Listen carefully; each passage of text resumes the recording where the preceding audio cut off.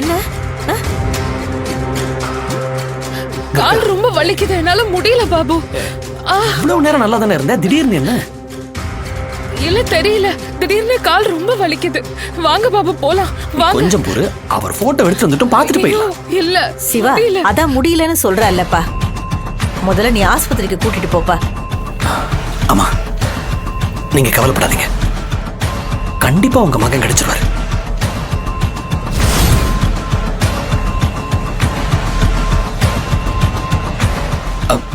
அது உங்க மகனுடைய போட்டோ கிடைச்சிரும் சொல்ல வந்தேன். ஐயோ பாபு, வாங்க பாபு போலாம், என்னால முடியல. பாத்து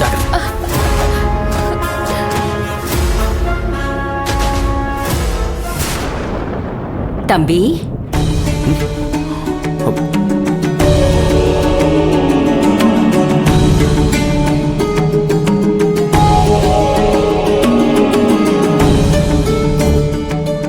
இந்த பைய தானே தேடுறீங்க?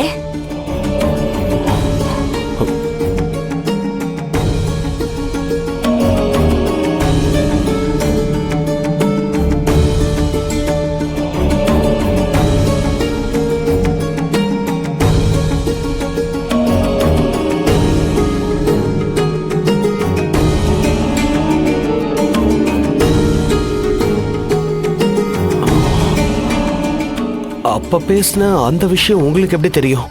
அம்மா, இது எப்படி உங்க கையில? இது இங்கேதான் இருந்தது.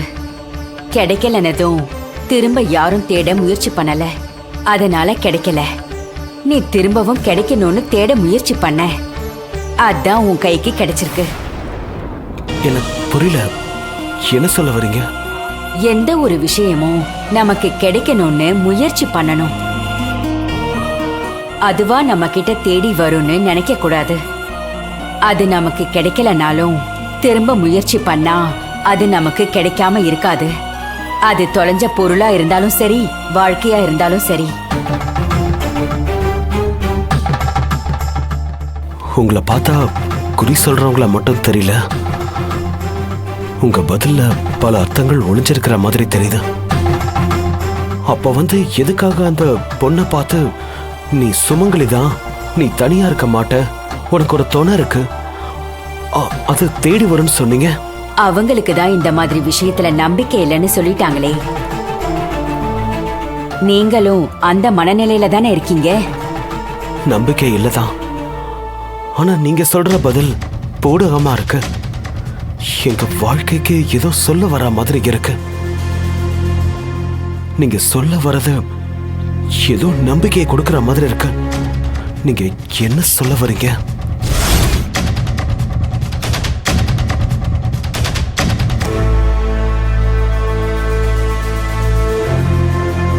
நான் சொல்ல வந்தத உன்கிட்டயும் சொல்லிட்டேன், அந்த பொண்ணுகிட்டயும் சொல்லிட்டேன்.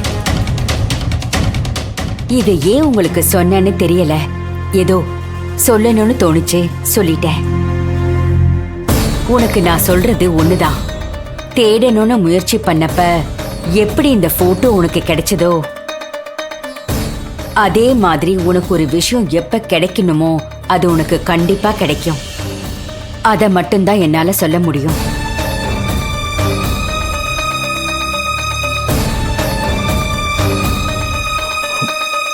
அம்மா, அம்மா,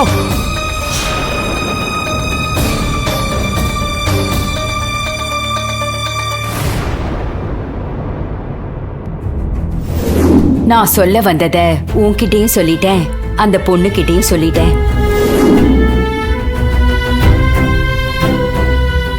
ஏங்க, போட்டோ கிடைச்சதா? எங்கங்க கிடைச்சது? ஏங்க, உங்களதான். இந்த போட்டோ எங்க இருந்து கிடைச்சது? இங்கதான் கண்ணுக்கு தெரிஞ்சு தெரியாம இருந்திருக்குன்னு நினைக்கிறேன். என்ன சொல்றீங்க? ஆமா, அங்க என்ன மெய் மறந்து பாத்துட்டு இருக்கீங்க? நான் சொல்றது கூட கேட்காம. கொஞ்ச நேரத்துக்கு முன்னாடி உங்ககிட்ட ஒரு குறி சொல்ற அம்மா பேசினாங்கல்ல, அவங்க தான் இப்பவும் குழப்பமான ஒரு விஷயத்த சொல்லிட்டு போனாங்க. ஆனா அவங்க சொல்ற விஷயம் நம்ம வாழ்க்கையோட சம்மந்தப்படுத்தி பாக்குற மாதிரியே இருக்கு. அவங்க குறி சொல்றவங்க. அவங்க வேலையே இப்படி பூடகமா பேசுறது தானே. நம்மள பத்தி தெரியாமலே அவங்க மனசுல இருக்கிறத எதையாவது சொல்லிடுவாங்க. அதுல ஒரு விஷயம் நம்ம வாழ்க்கையோட ஒத்து போற மாதிரியே இருந்திருக்கும். அதனால குழப்பமாயிருப்போம். அதுக்கெல்லாம் முக்கியத்துவம் கொடுக்காதீங்க. எனக்கு அவங்க சொன்னதும் ஒரு நிமிஷம் தூக்கி வாரி போட்டுருச்சு. அதை நான் எப்படி எடுத்துக்கிறது சொல்லுங்க? எனக்கு இந்த மாதிரி வார்த்தைங்க நிறைய கேட்டு அது மேல ஏதோ நம்பிக்கை இல்லாம போயிடுச்சு. எனக்கு என்னமோ அவங்க சொன்ன வார்த்தைகளை ஈஸியா கடந்து போக முடியலங்க. அதுக்குள்ள 1000 அர்த்தங்கள் மறைஞ்சு கிடக்கிற மாதிரி தோணுது. எனக்கும் அப்படிதாங்க தோணுது. சரி வாங்க நம்ம போலாம்.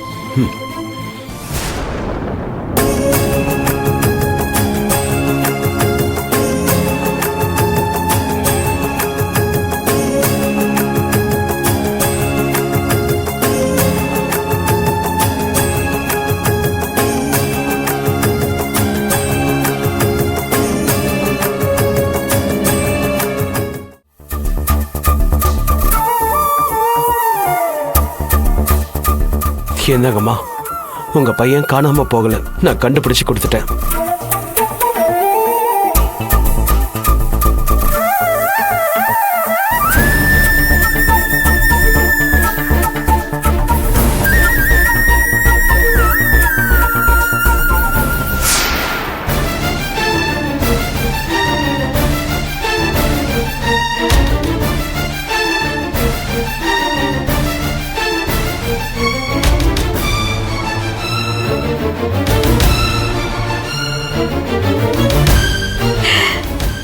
ரொம்ப நன்றி தம்பி.